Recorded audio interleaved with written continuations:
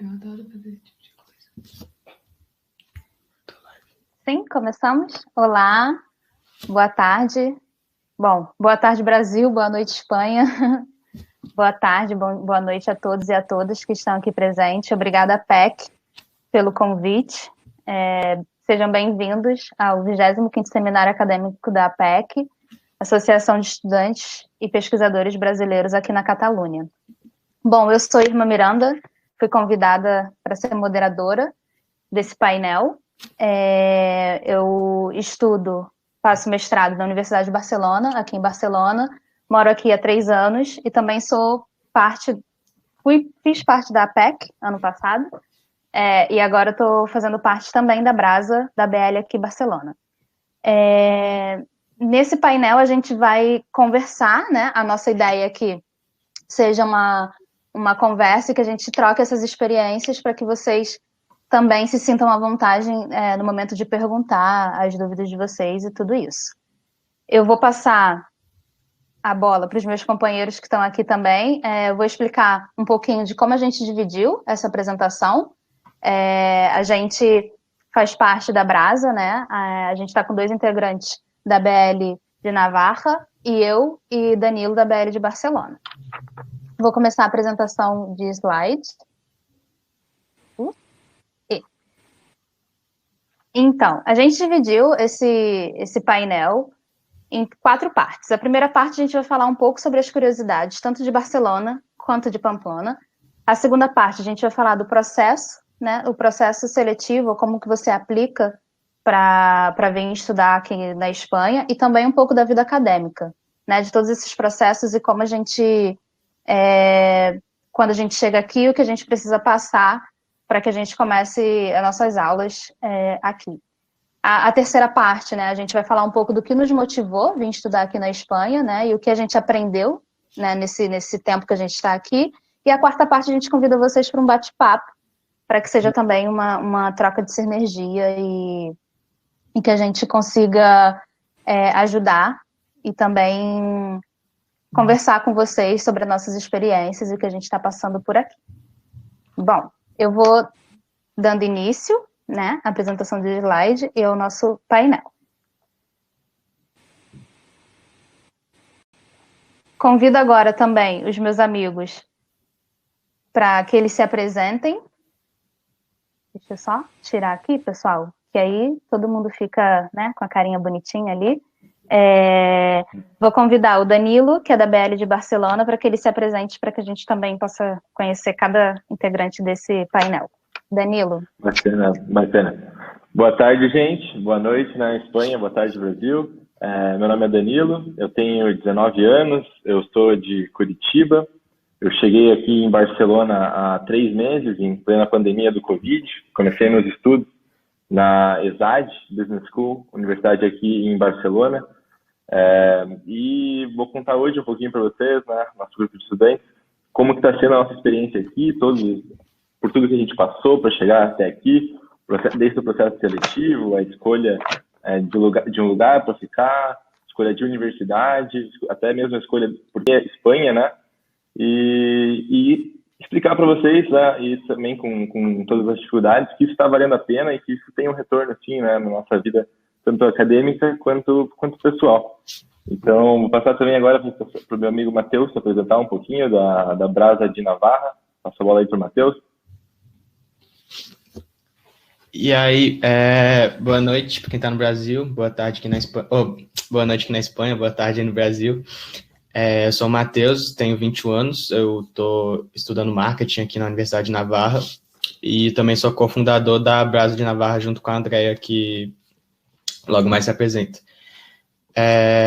Bom, estamos aqui também para falar assim, como a gente escolheu estudar um lugar tão específico como Pamplona, que não é talvez o mais conhecido aí no Brasil. E é isso, espero eu estar com vocês aí tocando ideia até o final e eu passo a palavra para a Andrea, se ela quiser se apresentar. Boa tarde, eu sou a Andrea, que, como o Matheus falou, estudamos na Universidade de Navarra. É meu 3º ano estudando marketing. Teve acesso às pessoas que estão participando, que estão assistindo a gente, então a gente vai explicar uma Espanha um pouco mais geral, no primeiro momento, e aí no segundo momento a gente já foca um pouco mais em Barcelona e em Pamplona, porque são as nossas experiências, né, da onde a gente fala. Então, a Espanha, ela está dividida em 17 comunidades autônomas, algumas mais autônomas que outras, né, como é o caso do País Basco, de Navarra, e Catalunha e Galícia, que tem idiomas, caso da Catalunha, né, eu não tenho aula em catalão, mas existem sim cursos em catalão, e existe também essa possibilidade de você aprender esse idioma de cada comunidade autônoma. O idioma oficial é o castelhano, né, a moeda é euro.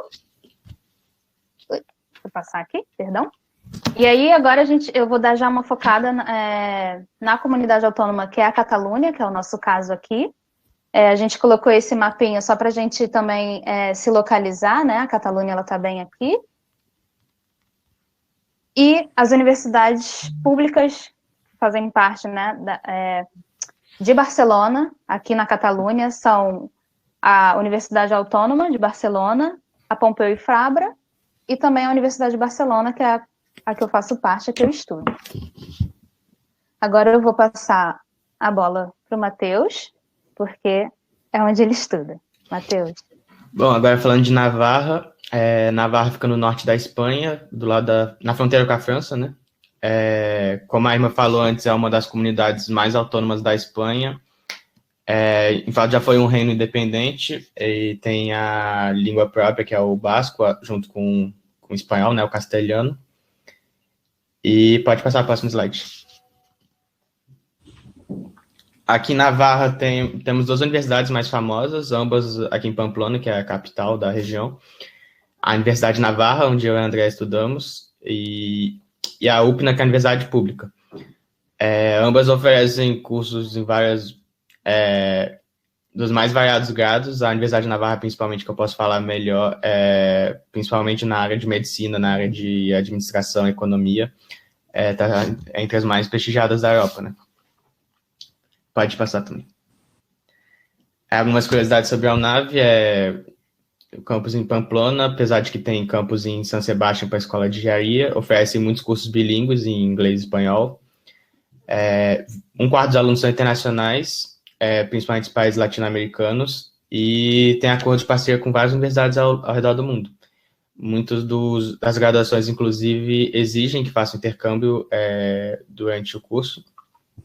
E aí tem alguns rankings da Universidade de Navarra, para quem se interessar mais. Pode passar para o próximo.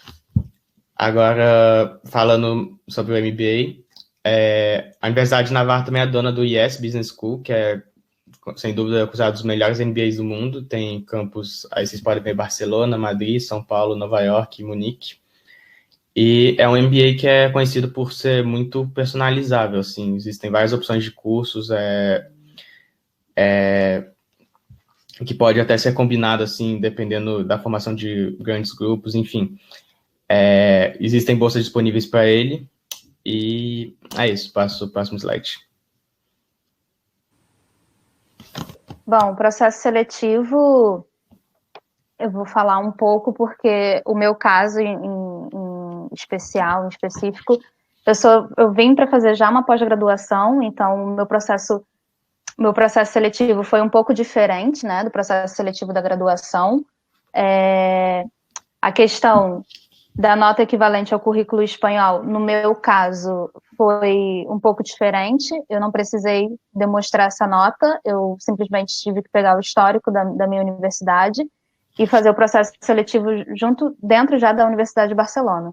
Então, o meu processo seletivo ele foi junto com o Departamento de Educação, que foi o primeiro mestrado que eu vim fazer aqui.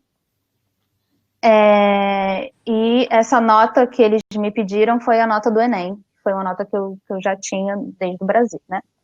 Os documentos necessários para homologar são os documentos do seu ensino médio, né, normal, é um histórico escolar, é o seu certificado acadêmico, que você concluiu a graduação no Brasil. A prova de proficiência da língua eu não precisei fazer também, apesar de que para uma pós-graduação eu tive que fazer um processo seletivo no qual eu tive que fazer uma entrevista em 2 idiomas, tanto em português quanto em inglês. No caso, eu fiz em inglês porque eu me senti um pouco mais confortável, né, para o processo seletivo. As provas de competência, acho que a Andrea pode dar uma explicadinha um pouco melhor para vocês daqui a pouco, porque como eu sou da pós-graduação, eu tive um outro processo seletivo da galera que é da graduação. Andrea, eu não sei se você pode dar um help. Ou o Matheus, não sei também. Como foi que funcionou o processo seletivo da graduação de vocês? Bom, para a nossa faculdade é diferente, porque como é privada, a gente faz uma prova específica. Então, eles só pegam as notas que a gente traz e fazemos a prova deles. Entendi. Então, eu vou passar aqui. Matheus. Bom, do sistema de ensino superior da Espanha. Muitas universidades oferecem programa 100% castelhano, outra com opções bilíngues, como é o caso aqui da UNAV. Bacharel duração de 4 anos, mestrado varia de 1 a 2. Aqui o calendário é igual ao americano, onde o ano letivo se inicia em setembro. Agora, no final do ano, a gente tem umas férias curtas de 3 semanas, e as férias grandes são mesmo de maio até final de agosto. E, bom, pode passar para o slide. Sim.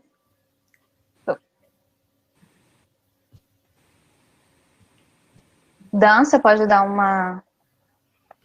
Posso dar uma como é que foi, né? Uma pitadinha? Uma pitadinha. A maioria das universidades aqui na Espanha, pelo menos é o caso aqui de Barcelona, né? Elas oferecem uma empresa que fornece a acomodação para os estudantes. São centros, né? Como se fosse um prédio que todos os estudantes vão morar. No meu caso, quando eu comecei a fazer minha aplicação aqui, eu fiz a aplicação para morar em agosto, então foi bem perto já do início do ano letivo.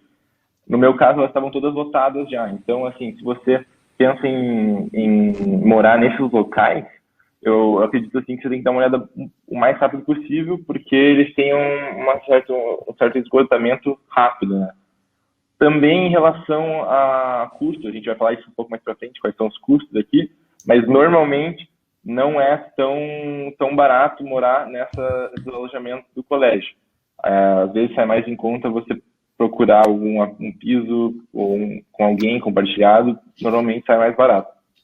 Então, são empresas privadas, né, que cuidam ali da parte da limpeza, até em alguns casos tem até assistência de comida no próprio centro, alimentação. E também tem o site, né, para você, como que é uma dica que eu procurei no meu caso, a maioria dos apartamentos que estava olhando foi no Idealista, né, e o Fotocasa também tem outros sites, mas o principal que eu utilizei, achei o melhor, foi o Idealista.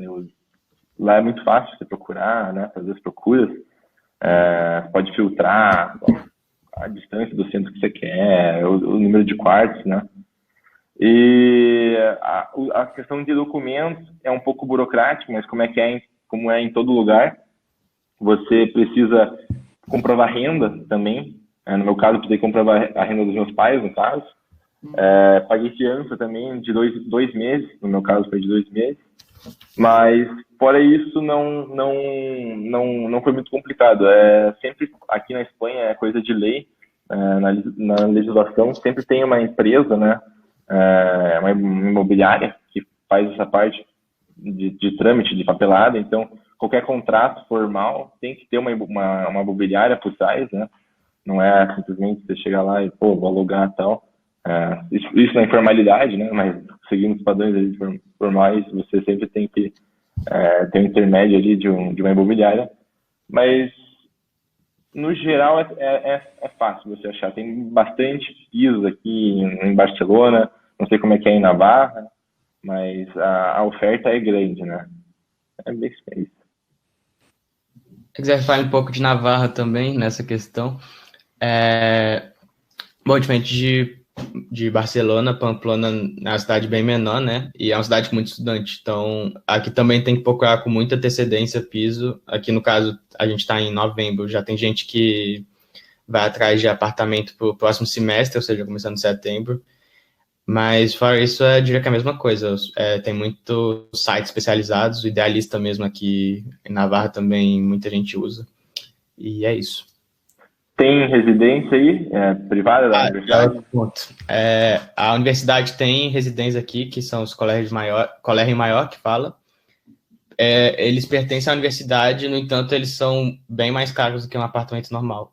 Em compensação, assim, é um dormitório que oferece tudo, tem uma estrutura muito boa, mas também tem regras assim bastante rígidas, para ser sincero, e o preço é consideravelmente maior do que um apartamento alugado. Eu acho que quando você vai direto assim para esses alojamentos, né, você não quer estar pagando para não ter, né, o esforço de ficar procurando um apartamento, né, ter todos esses outros tipos de inconvenientes, mas acaba sendo mais caro. Na minha experiência pessoal, eu consegui alugar um apartamento com mais 2 estudantes alemães, que eu conversei no grupo da faculdade, estavam procurando também, e no final acabou que eu estou tendo um lugar muito melhor por quase metade do preço, sabe, que eu ia pagar lá na faculdade. Então, vale esforço, eu acho, sabe. Meu caso é a mesma coisa que eu pago. Eu moro com 2 alemães também, inclusive. E o que eu pago aqui seria 1/3 do que eu pagaria no dormitório, né, no colégio maior. Beleza. Bom, o custo de vida. André, você quer dar uma pitadinha? Bom, acho que depende muito também da cidade onde você mora, né? As cidades que são maiores, e depois, tipo, Pamplona, que é menorzinho e as coisas são mais baratas. Mas mais ou menos a gente viu que a faculdade custa entre 8.000 e 20.000 euros, e o custo de vida médio é de 700 euros. Também é o que eu falei, né? Pode variar muito, depende de onde você vai morar, né? Se você divide apartamento ou não. Mas mais ou menos dá nisso. O custo mensal mais alto é o que está aí, entre 300 e 800, depende muito. Mas as faculdades não são públicas. Gente, acho que a Andrea cortou um pouco o microfone dela. Essa observação é importante, né? Porque quando a gente, no início da apresentação, a gente começa apresentando algumas universidades públicas, tanto de Navarra quanto aqui de Barcelona.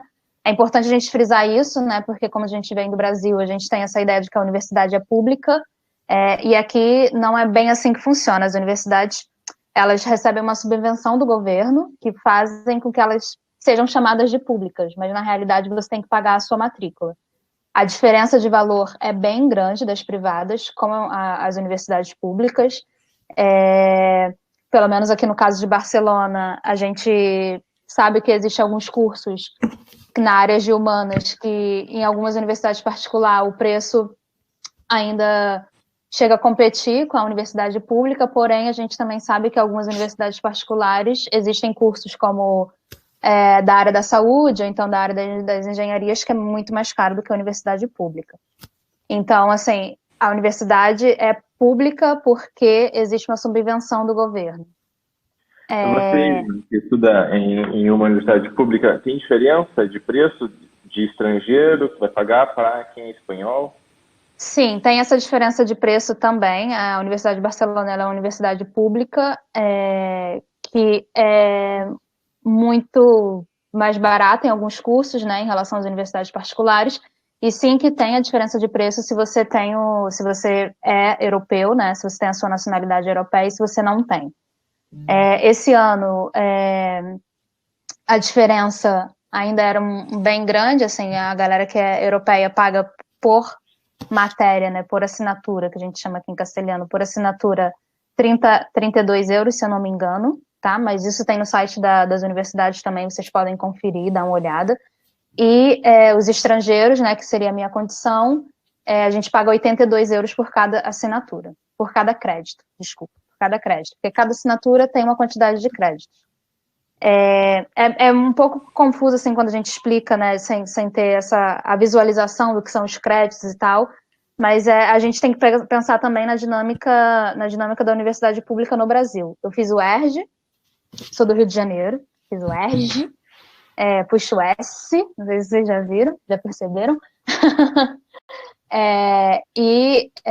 Existem, né, as matérias que a gente tem, que são as matérias obrigatórias, e as eletivas. E aqui também existe esse diferencial das matérias obrigatórias e as matérias eletivas. O meu curso eu tenho que fazer, para eu sair, né, com diplomada, com um mestrado, eu tenho que fazer no mínimo 30 créditos. E esses 30 créditos são divididos.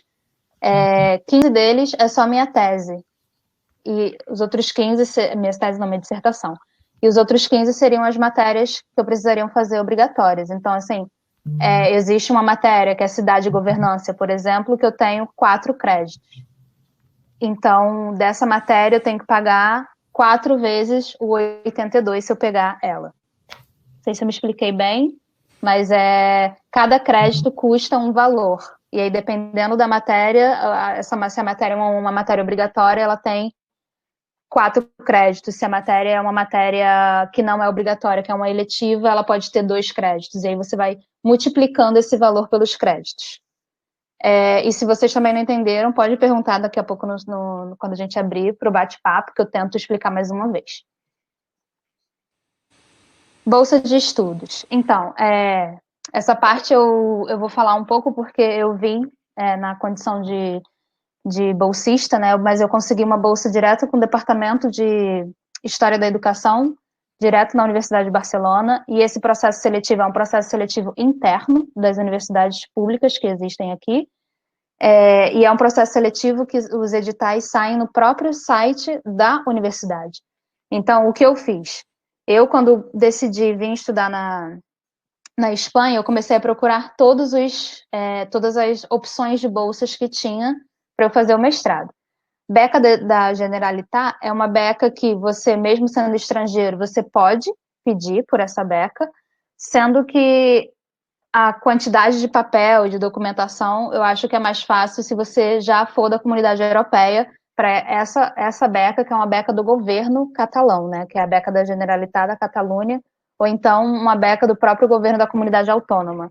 É importante a gente pensar na comunidade autônoma como se fossem os estados do Brasil. Por exemplo, a UERJ não, porque é uma universidade pública, e a gente tem o Enem, que é para todo o Brasil. Mas aqui existem becas dos próprios estados, que você pode entrar e se informar dentro do site da comunidade autônoma, que ali já vai sair a lista das universidades, a lista das bolsas que tem e tudo isso.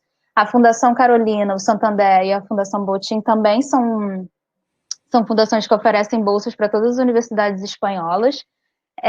Eu conheço algumas pessoas que vieram na condição de bolsista do Santander. Da Fundação Carolina ainda não conheci ninguém, mas eu sei que acontece que esses processos seletivos, eles também são abertos no próprio site de cada fundação. Então você tem que entrar no site da Fundação Carolina, fazer a sua inscrição, colocar o seu projeto e aplicar para a bolsa. As bolsas da própria universidade foi o meu caso, como eu já contei aqui, eu entrei no site da universidade, vi o processo seletivo e tentei. É importante também frisar que eu não tentei só a Universidade de Barcelona, tá? Eu enviei meu projeto para todas as universidades que eu gostaria de estudar, inclusive Canárias, e a Universidade de Barcelona foi a primeira que me respondeu. A Brasa, ela também tem um processo seletivo, ela também oferece bolsas, porém a Brasa ainda está mais nas bolsas da graduação. Mas ela também tem o seu próprio processo seletivo, que se você também quiser conferir as bolsas da Brasa, é só você entrar no site da Brasa, dar uma olhada, tem muita oportunidade ali também, e daqui a pouco a gente também pode até dar uma pinceladinha, falar um pouco da BL e o que a Brasa representa aqui pra gente. Vou passar. Emprego. Continua comigo. Então, eu moro aqui há 3 anos, né, e o visto de estudante, ele te permite essas 20 horas semanais para você trabalhar, porém, se você quiser trabalhar em coisas que não seja relacionada com o seu campo de estudos, como vim para cá como bolsista, fiquei como bolsista na Universidade de Barcelona, na Faculdade de Educação, agora que eu transferi o meu curso, né, para para um mestrado em turismo, eu só poderia trabalhar com coisas relacionadas ao turismo, essas 20 horas semanais. Ou com os empregos que a própria universidade oferece também. A Universidade de Barcelona também é uma universidade que oferece ajuda para os alunos, quem quiser trabalhar dentro da universidade. Se você não conseguiu achar um emprego dentro da sua área, mas você precisa trabalhar, existe também a possibilidade de você pedir um tipo de visto, que é um visto... você tem a possibilidade de pedir um visto de trabalho se você arranja uma empresa que quer te contratar. Mas você também pode pedir essas 20 horas semanais para a própria Generalitat. Aqui no meu caso eu pedi para a própria Generalitat da Catalunha, que a gente chama de visto de trabalho por conta ajena, que é como se eu fosse autônoma. Então, assim, eles me dão essa autorização de trabalho 20 horas semanais. Se você trabalha com algo totalmente relacionado ao seu campo de estudos, você não precisa pedir, não precisa fazer esse trâmite. Esse trâmite é diferente do trâmite de visto de estudante. Ui, talvez eu tenha confundido vocês, espero que não, mas qualquer coisa perguntem. A questão em Barcelona, a gente está falando de uma cidade cosmopolita, onde tem um fluxo grande de pessoas chegando a todo tempo, de todas as partes do mundo, principalmente de todas as partes da Europa e da América Latina. Então, assim, são poucas oportunidades, né? Uma competitividade, pelo menos aqui na área de turismo, bem grande. E algumas vagas, né? Se você vem da área de humanas ou da educação, no meu caso, né, na educação, eles me exigiram um catalão. Mas isso não é uma exigência tão marcante, né, aqui na Catalunha. Existem, sim, essas áreas que são mais determinadas, que é a área de humanas, é a área da pesquisa, que eles pedem esse nível, mas não necessariamente para todas as áreas, porque, inclusive, a galera que vem, que é o pessoal do business ou da tecnologia, geralmente trabalha muito mais em inglês do que o catalão. Então, também pensar na questão do idioma como uma oportunidade de aprender, uma oportunidade de conhecer novas pessoas e tudo isso. Alguns estágios aqui na Espanha não são remunerados, é algo normal, inclusive, assim, algumas empresas, elas não te remuneram, mas, de uma certa forma, é um network, porque você tem que pensar também que você é uma cidade cosmopolita, em que, né, existem algumas outras oportunidades. Vou passar. Maiores dificuldades, aí eu vou passar a bola para quem quiser falar. Eu posso falar um pouquinho como é que está sendo agora, né? Chegada aí do inverno europeu. Quem está acostumado... eu sou de Curitiba, pelo menos, mas a Irma, que é do Rio, né? Já sofre um pouco com esse inverno. Um inverno, eu acho, bem seco, assim, aquele frio estridente. Mas o verão aqui é tranquilo. O verão não chega a ser o verão brasileiro que a gente tem, mas também faz muito calor, né? Aqui a Barcelona também é bem árido, então não tem muita chuva no verão. Então acaba que fica o clima bem quente e seco. Eu não sei como é que é em Navarra, se muda muito. Sabe aí, Matheus? Bom, daqui dá para dizer que o verão e o inverno são dois opostos, assim. Porque o verão, te digo que sim, chega a ficar mais quente, tão quente quanto o Brasil, porque é muito quente mesmo. Mas muda muito rápido, assim, setembro para outubro já é frio. Aí agora, outubro até, não sei, março do ano que vem, é bastante frio mesmo. Chega a nevar algumas vezes por ano, poucas, mas neva. E chuva bem constante. Isso aí do clima... Assim, pode estar preparado que um dia você vai estar... Às vezes você vai ter que estar por 2, 3 climas totalmente diferentes. Aqui na Catalunha em específico, né, eu achava que o catalão ele era uma língua que era mais... Ele é uma língua cultural, mas eu achava que era algo que as pessoas mais velhas falavam, né, que não era algo tão presente. Mas chegando aqui, pelo menos quase tudo nas ruas, sinalização, as pessoas na rua falam catalão, nos comércios também. Eu fiquei impressionado, né? Achava que as pessoas falavam espanhol, castelhano, né? Mas é muito mais forte a língua catalã aqui. É meio parecido com o português, meio mesclado com o francês, a gente entende, não entende, mas é importante se você quer acho que, como a irmã falou, ter um emprego. Na faculdade, os cursos, a maioria são em inglês, em espanhol, mas tem áreas, por exemplo, a minha faculdade, que é só o curso de pessoas que falam catalão. Então, acho que é bem dividido e é bem forte aqui a língua, mas você não vai ter problema com o espanhol se você fala português, você vai pegar bem rápido. Só muda ali alguns verbos, algumas palavras, né? O enrolado também, sotaque, e você já está falando um pouco de castelhano, mas obviamente acho que necessita um tempinho para você estar 100%, né? Fazendo um paralelo aí da questão do catalão com aqui em Navarra, aqui também tem o próprio idioma, né, que é o basco. Não se fala tanto em Navarra quanto no País Basco, que é mais ao norte, onde estão os bascos mesmo.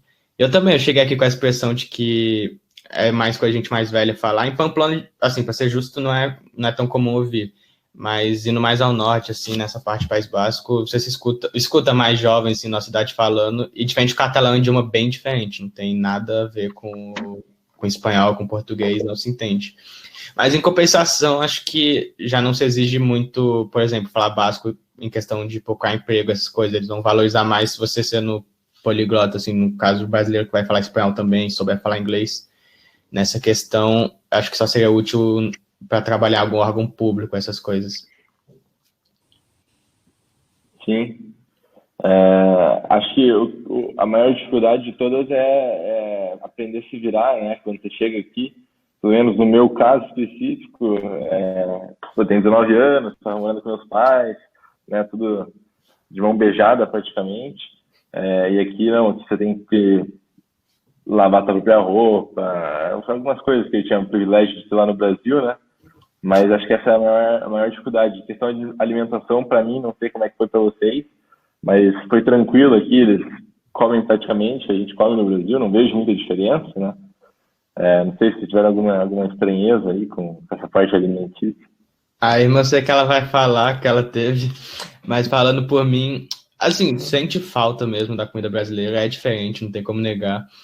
E que nem o Danilo falou sobre os outros pontos, questão de, assim, muita gente no Brasil já tá convivendo sempre com a família, assim, tem coisa de mão dada dos pais. Aqui você tem que ser mais independente, quem não sabe cozinhar, você tem que precisar aprender e todas essas coisas. Mas em relação à culinária daqui, vou dizer, apesar de ser diferente, é maravilhosa também. Então, acho que é uma questão de adaptação, mas a partir do momento que você se adapta, a comida da Espanha é uma das melhores que você pode encontrar. Mas aí... Pois é, né? Não, calma, pessoal. Na realidade, assim, quando a gente estava fazendo a preparação dos slides, eu toquei no tema da alimentação por conta de não comer carne há alguns anos. Creio que eu estou no meu 5º ou 4º ano que eu não como carne. E essa foi uma adaptação um pouco diferente para mim aqui, porque quando eu cheguei, realmente a ideia do Ramon com tudo é verdade. E a minha dificuldade, na realidade, foi entender que o peixe, né, a questão do pescado, que a gente também, né, tem a paella com muito pescado, a culinária mediterrânea, ela utiliza muito do peixe, né, do peixe mediterrâneo, das suas...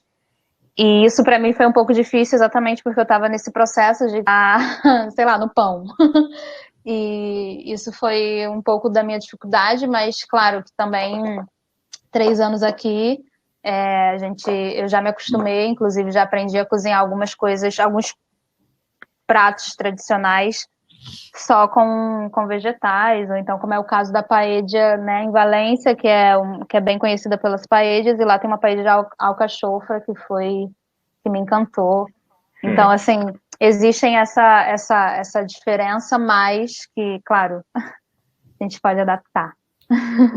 E outro ponto que eu acho que vale a pena tocar também é que a comida é considerada saudável, assim, em relação ao resto do mundo, sabe? E também a União Europeia, no geral, é bem restrita, assim, com a legislação de alimentos e tudo. Então, geralmente, você vai no supermercado, é seguro que você vai comprar, não tem que pensar muito, assim, que geralmente a comida aqui é saudável, realmente. Sim, isso sim. Eu acho que um ponto que a gente poderia até, né, que foi até legal o Matheus tocar na língua, né, na língua basca, é que aqui na Catalunha o idioma também é algo muito... como eu posso explicar de uma forma não...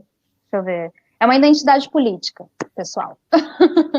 Então, aqui na Catalunha, quando eu cheguei, eu também tive a mesma, né? Eu saí do Brasil, tinha um namorado espanhol, e ele sempre me falou que aqui na Catalunha as pessoas falavam realmente em catalão, e eu imaginava que, assim, falavam, pero, sabe? Era aquela coisa assim, falam, mas se eu, né? Eu que venho com aquele espanholzinho lá que eu aprendi na Argentina, pode ser que eu chegue aqui falando listo e tá tudo certo. E realmente é uma identidade política aqui na Catalunha, tanto que eu tive a oportunidade, né, dentro do Departamento de Educação e História, dentro da UB, junto com a minha tutora, né, orientadora em português, junto com a minha orientadora, de dar algumas aulas, né, dentro da Universidade de Educação, e isso faz parte, assim, do sistema educacional da Catalunha, sabe? Os alunos aqui, eles aprendem o catalão nas escolas e também na universidade. Então, assim, desde a educação infantil, o catalão é a língua que é estudada e falada. Por isso que a gente, quando chega aqui, vê o catalão muito mais do que a gente imaginava que seria. Porque, além de ser uma identidade política, né, uma resistência da Catalunha, ela também é a língua oficial da região autônoma aqui.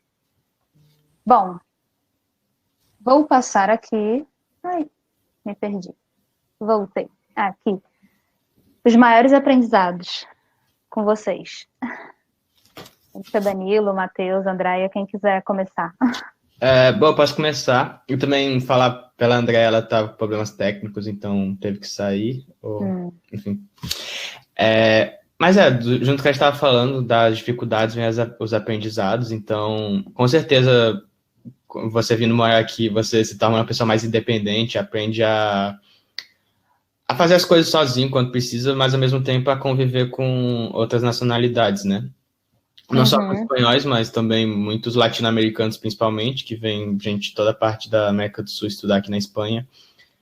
E é isso, você aprende a conviver com as pessoas e aprende a conviver com si mesmo, acho que é um grande aprendizado.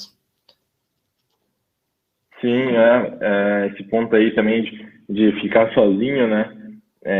Agora, ainda mais numa pandemia, que a maioria das aulas presenciais foram canceladas, as pessoas começaram a ficar muito mais tempo em casa, que quem era estudante, né, ainda chegou a ficar mais tempo ainda, né, dentro de casa.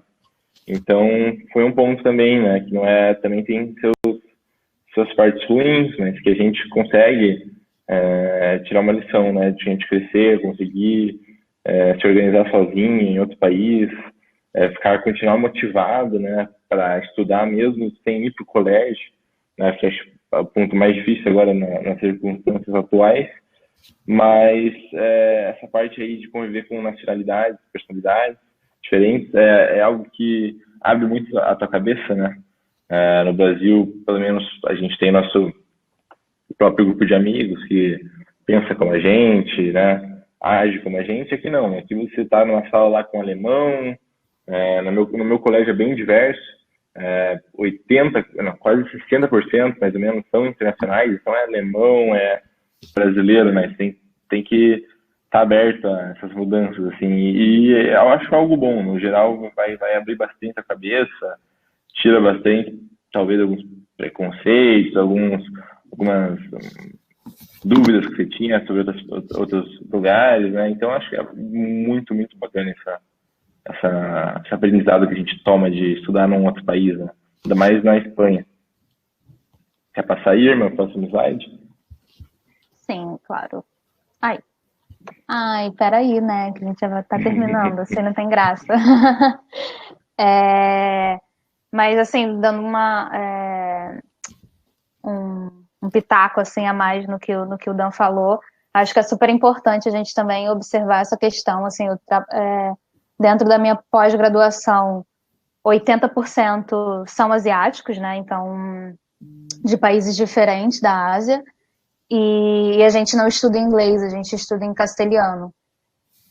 e alguns textos em catalão e alguns documentos, assim, alguns trabalhos em outro idioma. E eu sempre tive algo...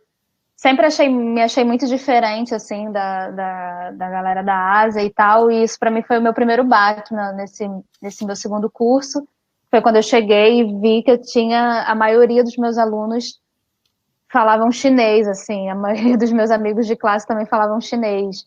E isso é o que eu acho fantástico de Barcelona, né, nessa visão cosmopolita que a gente tem aqui, é exatamente isso, é que a gente, inclusive eu tive mais contato com a América Latina, com amigos bolivianos, amigos uruguaios, argentinos, através, vindo morar aqui na Espanha, muito mais do que eu tive quando eu estava no Brasil. Isso também acho que é um dado interessante da gente frisar. Pessoal, a gente está acabando, né, o que a gente tinha proposto, na ideia proposta de conversa.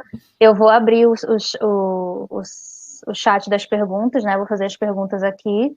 Ainda a Andrea, infelizmente, ela teve um problema com o som, então ela teve que sair, mas eu agradeço já. Muito obrigada a todo mundo que ficou até agora com a gente, que está aqui escutando, né? Que a gente está nessa troca, e eu espero.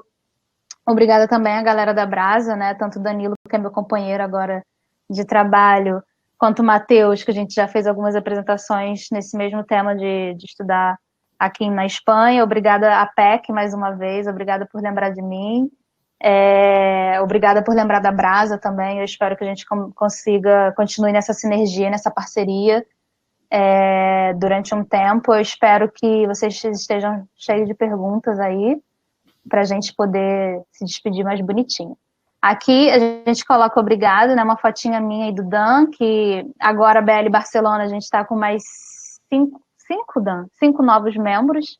Isso é muito bom, porque ao mesmo tempo que a gente teve um ano muito atípico, né? Em que a academia, não só a academia, como todos os setores ficaram um pouco balançados, né? Nesse ano atípico, a gente tem uma brasa aí em Barcelona revivendo, crescendo e voltando com força total para criar essa rede de apoio com esses estudantes que vêm para fazer a graduação aqui.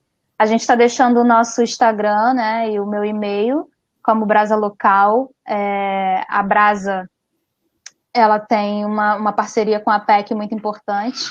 A PEC está aqui como estudante, como, né, da pós-graduação, e a Brasa a gente foca um pouco na ideia da galera que vem da graduação, porém isso não é algo fechado, pelo contrário, a gente está aberto para criar essa rede, essa sinergia aqui com todos os estudantes que vêm aqui para Barcelona, ou que queiram vir, ou que gostariam de vir.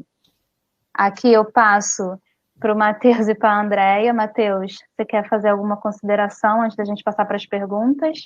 Não, é isso, agradecer a PEC, primeira vez que a gente, Navarra, tem essa oportunidade com eles, né? Com vocês de Barcelona já é a segunda que apresentamos junto, e se Deus quiser, muitas mais.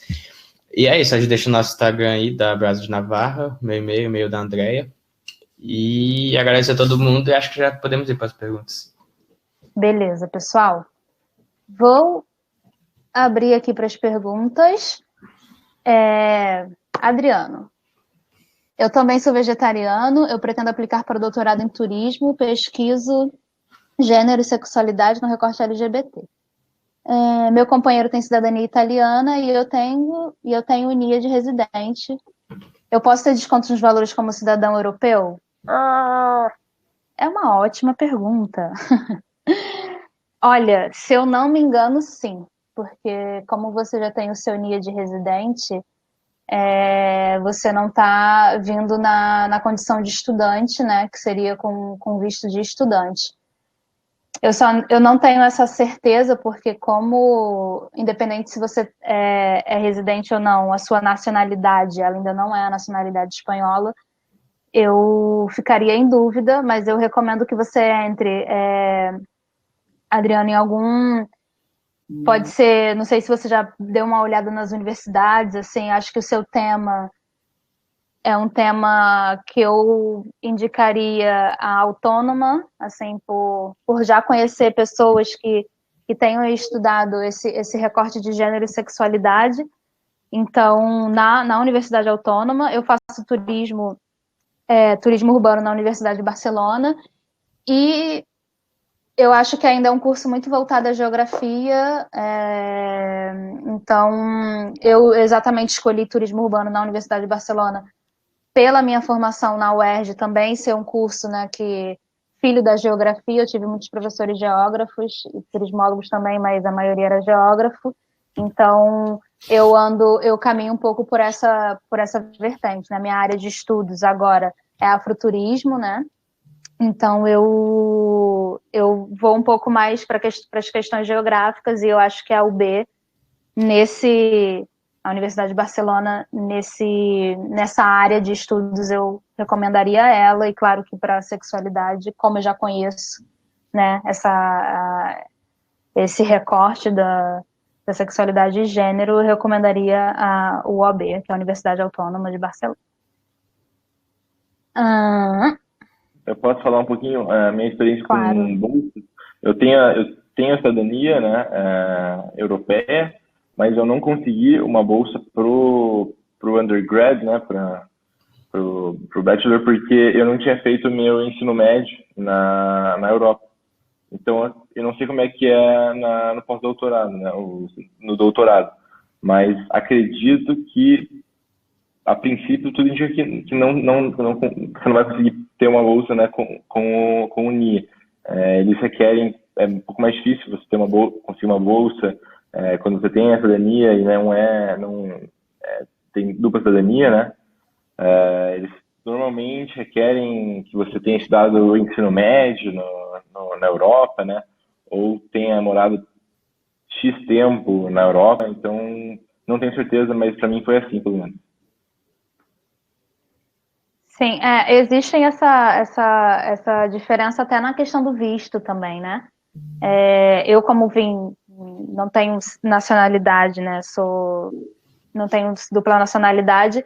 Eu saí já do Brasil com visto de estudante, né? Já saí do Brasil, porque o processo, quando eles te enviam o sim, né, que você foi aprovado, eles te enviam uma carta para que você comece a dar início a esse processo de visto para vir estudar aqui na Espanha. E aí, nesse processo, eles te passam uma relação de documentos, e aí nessa relação de documentos você, inclusive, já pode até perguntar no próprio consulado algumas questões da universidade.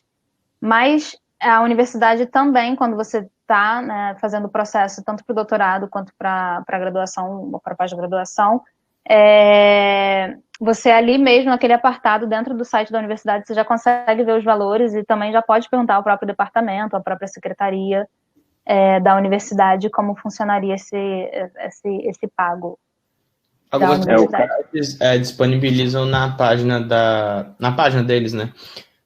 Uma ferramenta para você calcular os custos dependendo da sua situação. Caso, por exemplo, você tem cidadania, não tem cidadania, onde você vai morar, enfim, já existe essa ferramenta para calcular os custos.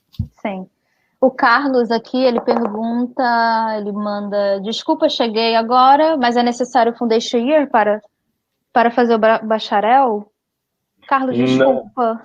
Acho que... desculpa, Dan, vai você. Eu sei, eu fiz a aplicação, mas a princípio não, Carlos. Você consegue entrar, todas as faculdades têm seus próprios requerimentos, né? Você tem que dar uma olhada na página da universidade que eles pedem. Você consegue entrar com exames internacionais,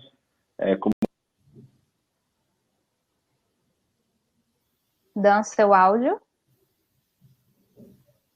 Perdão. Tá, agora tá me ouvindo? Perdão. Sim. Não tinha drogado. Então, Carlos, não precisa, não é necessário. O legal é você sempre dar uma olhada na página, na página, né, da faculdade que você está pensando. Lá eles têm os requerimentos. No meu caso, você consegue entrar com exames internacionais. O próprio SAT, né, que é o Enem americano, a maioria das universidades pede isso, né, de requerimento para você entrar.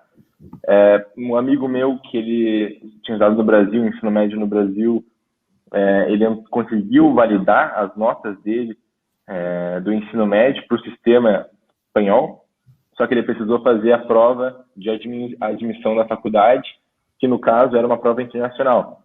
Mas você não precisa fazer o Foundation Year. Algumas universidades oferecem isso, né, para você fazer, mas não é a regra, sabe? Então, te aconselho a dar uma olhada na página. Mas você consegue entrar só com o ensino médio e com uma prova adicional, ou da faculdade ou uma internacional, né, como a CT, IB. Não sei se o Matheus também sabe alguma informação extra. Sim, eu tenho para adicionar, falando como alguém que fez Foundation Year, que no meu caso só foi um semestre, não precisa fazer, que nem o Danilo falou, é possível entrar assim diretamente, convalidando, que nem ele falou, SAT, ou às vezes o currículo na sua escola mesmo. Mas eu recomendaria, sendo sincero, dependendo da situação. São casos e casos, né? Mas eu acho que, no meu caso, eu entrei para fazer o Foundation Year. Enquanto eu estava no Foundation Year, eu fiz a prova de admissão para o meu curso específico, no caso, marketing. E o Foundation Year te ajuda um pouco a preparar para ingressar na universidade, sabe? Então, acho que você tem uma vantagem aplicando depois de fazer um Foundation Year, mas obrigatório não é. Né, a questão da pós-graduação, eu não passei por esse processo, Carlos, desculpa.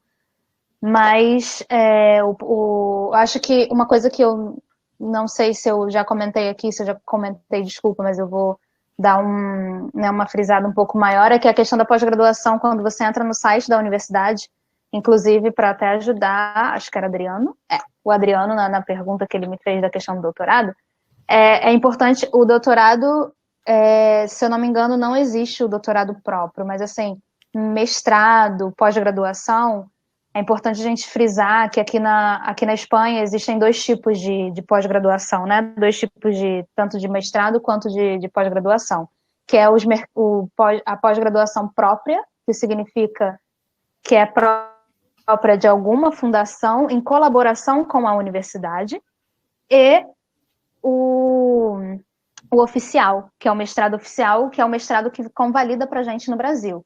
Por exemplo, eu cheguei aqui, eu tinha uma bolsa de estudos em uma pós-graduação que era própria de uma fundação, e essa pós-graduação, ela não me convalida como mestrado no Brasil.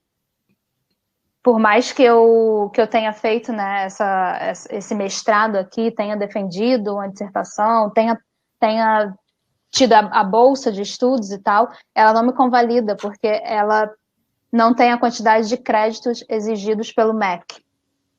Ou seja, se eu chego no Brasil com esse meu diploma da educação, do mestrado na Faculdade de Educação que eu fiz, eles vão me convalidar como uma pós-graduação, mas não como um mestrado. E eu só descobri isso estando aqui, porque eu terminei esse mestrado, né, na Faculdade de Educação, que é um mestrado próprio, fui aplicar para o doutorado e eles me falaram que eu não tinha quantidade de crédito suficiente. E aí, quando eu cheguei no Brasil, ano passado eu fui para o Brasil, eu também fui na UERJ, né, perguntar questões de documentação, e eles me informaram a mesma coisa. Então, para você, Adriano, que está pensando em vir fazer uma pós-graduação, ou para você que está pensando em vir fazer um mestrado ou uma pós-graduação aqui, é importante a gente frisar.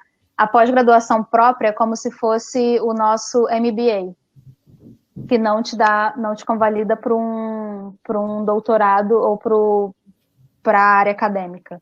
Agora, se você quiser dar continuidade, que é o meu caso, né, eu quero viver a vida acadêmica, eu quero fazer um doutorado, eu tive que começar um mestrado oficial, que é esse mestrado que eu faço agora em turismo urbano, tá? Então, essas nomenclaturas, quando você entra no site da universidade para você ver o curso, para você ver quanto custa, é importante você observar, porque eu tenho vários amigos que vieram do Brasil com a ideia de fazer um mestrado, já tinham, né, sido aprovado no processo seletivo nessa condição de um mestrado próprio, e aí quando eles voltaram para o Brasil, na hora de convalidar no MEC, eles não convalidam porque a gente faz menos créditos. Inclusive, eles não convalidam nem aqui na Espanha, você imagina no MEC no Brasil. Então, a galera que vem, né, por conta própria, sem um vínculo da universidade, sem vir fazer um mestrado de sanduíche ou um doutorado de sanduíche, é importante que vocês prestem atenção nisso em relação à pós-graduação. E na graduação, eu não sei se você faz esse módulo dinâmica no Seidan, que seria a licenciatura com bacharelado. Não tem essa questão aqui também? Que você pode fazer os dois? Ou tô falando? Você diz o double degree? Em exato. artes e ciências? Sim. Eu não sei se no Brasil tem. já tem isso, né? A gente também pode estar falando dupla informação, mas até o momento que eu sei no Brasil, eu não lembro de ter essa opção. Mas aqui a gente também tem essa diferença. Se quiser fazer. Isso aí. Beleza, pessoal, a gente não tem mais perguntas. Alguma pergunta mais?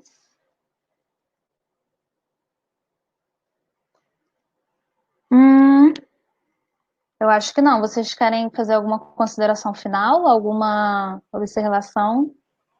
Gostaria de agradecer, né, a APEC por dar essa oportunidade de a gente falar um pouquinho como é que está sendo a nossa experiência aqui na Espanha e, por fim, motivar vocês que vale a pena, sim, passar pelas dificuldades e vir estudar na Europa, principalmente na Espanha. É um país que acredito que para a gente brasileiro não tem tanta dificuldade, como as dificuldades não são tão grandes quanto você estudar na Alemanha ou num país nórdico, cultural, eu digo, né? E que aos poucos a gente começa a perceber que vale a pena, não tanto academicamente, né? O ensino aqui é muito, muito prestigiado, mas como também no nosso dia a dia, né? Fazer as atividades por conta própria, saber se virar na Europa, né? Mas o motivo vocês a continuar fazendo o processo de aplicação, olhar na página, na página das faculdades e procurar se informar. Se vocês tiverem alguma dúvida em qualquer outro tipo de processo, só mandar um e-mail para a gente também vai estar ajudando vocês quando for necessário. Não sei se o Matheus também tem alguma consideração final. Tá sem áudio, Matheus. Tá sem áudio também. Obrigado por lembrar do áudio. Claro, agradecer a PEC pela oportunidade, pelo convite, o Danilo, a Irma, né, e a Andrea, que participou aqui da minha brasa. Eu também, o que eu tenho a dizer mesmo é, de verdade, motivar vocês a vir estudar na Espanha também. Que nem o Danilo falou, acho que para um brasileiro aqui vir estudar na Espanha não é um choque cultural tão grande quanto outros países. Aqui é cheio da cultura latina, cheio de sul-americanos, assim, venezuelanos, colombianos, principalmente. E fora a oportunidade de estar... uma porta de entrada, assim, para a Europa, de certa forma, né? Vários convênios entre universidades daqui, de intercâmbio e oportunidades, parcerias tanto de estágio quanto de emprego mesmo. Então, qualquer coisa de verdade, podem estar em contato com as nossas duas brasas, que a gente está aí. Obrigada mais uma vez. Obrigada, Danilo. Obrigada, Matheus. Obrigada, Andrea. Obrigada, PEC. Eu, como diretora da PEC, fico muito feliz de ver esse 25º seminário acontecendo. É muito bom a gente ver que a academia ainda está aí, por mais que ela precise, né, se reformular um pouco e dar esse espaço também, né, de protagonismo para os estudantes. Eu acho muito importante, e isso é uma das coisas que eu admiro muito na APEC. Admiro muito, obrigada Desirê, a atual presidente da APEC, obrigada Elaine por todos esses contatos, obrigada Paty, que foi nossa ajudante aqui técnica. Eu acredito muito na educação, eu sou nascida e criada em favela, a minha única oportunidade que eu tive foi através de uma política pública que foi as cotas na UERJ, sou muito grata à UERJ também. E quando eu chego aqui, né, na situação de becária para vir fazer uma pós-graduação com outro idioma, eu acho importante também frisar todo esse nosso histórico, né, de como é difícil a gente sair de todas as estruturas e chegar aqui e estar aqui conversando com vocês, para mim me deixa muito feliz. Obrigada, Brasa, mais uma vez. Eu conheci a Brasa estando dentro da APEC e logo não consegui sair desse desse mundo, porque o que me fez chegar aqui, o que me transformou foi a educação e é o que eu acredito. Então, não é à toa, né, que eu, toda vez que faço alguma apresentação, eu falo do meu tema, ou que eu estou em qualquer posição que eu tenha protagonismo, eu sempre friso muito a importância da educação e a importância das universidades públicas no Brasil e a importância também das políticas públicas no Brasil, tanto para negros quanto para pessoas que são oriundas de escolas públicas, assim como eu fui. Bom, para finalizar, assim, né, para assistir a programação do 25º Seminário da APEC, só você acessar o site 25º Seminário .apec.bcn.org, faz o seu registro na atividade escolhida. Para você que já está dentro do seminário, né, que você já fez a inscrição, só clicar ali quando eles te enviam o link pelo Gmail ou pelo e-mail. Mais uma vez, obrigada, PEC. Foi um prazer participar do 25º Seminário. A gente vai ficando por aqui. Paty, quando você quiser já terminar, tá? Gratidão e obrigada, gente. Um beijo. Obrigado. Valeu, obrigado.